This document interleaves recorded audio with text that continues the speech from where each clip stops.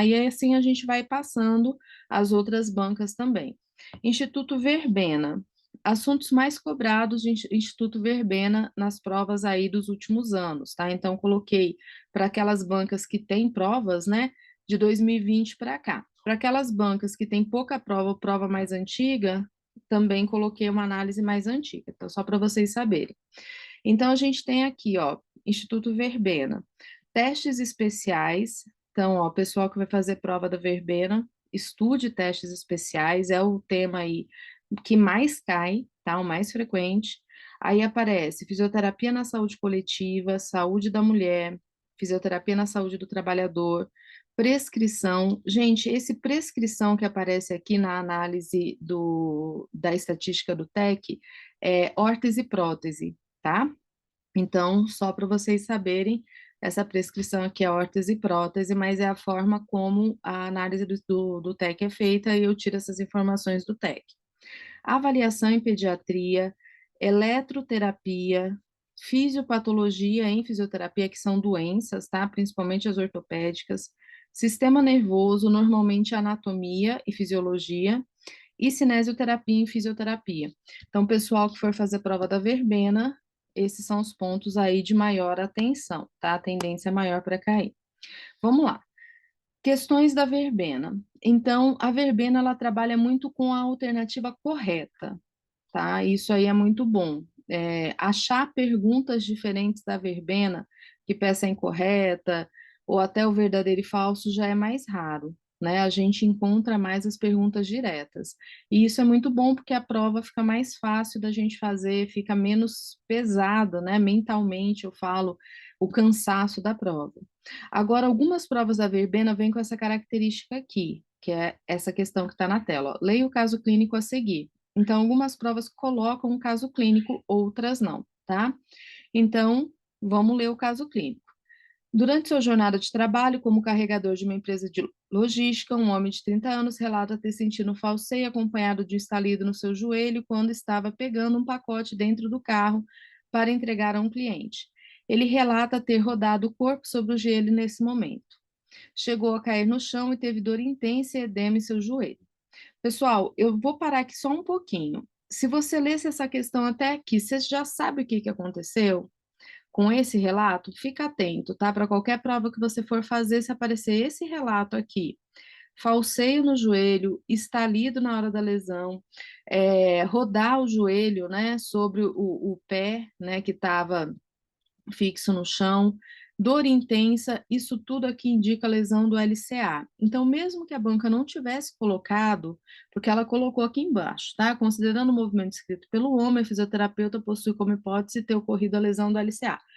Mesmo que a banca não tivesse colocado isso aqui, gente, essas características todas são características de lesão do LCA, tá? Então, pode guardar isso, porque se aparecer em alguma outra prova, né, se você precisar interpretar um caso clínico para falar que lesão que é, normalmente vai aparecer relatos parecidos com esse para indicar lesão do LCA.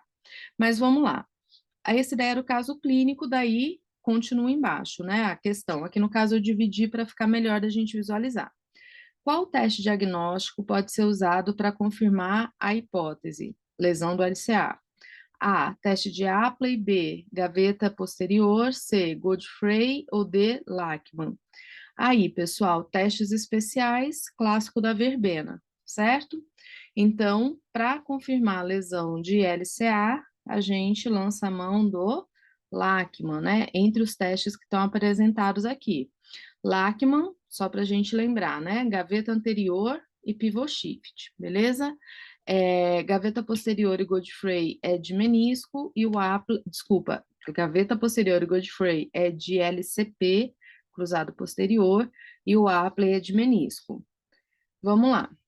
Outra questão. Uma outra questão da verbena é essa aqui, que é uma questão direta. Então, o que eu identifiquei mais da banca é isso. Ou tem questões com caso clínico, ou tem questões diretas, tá?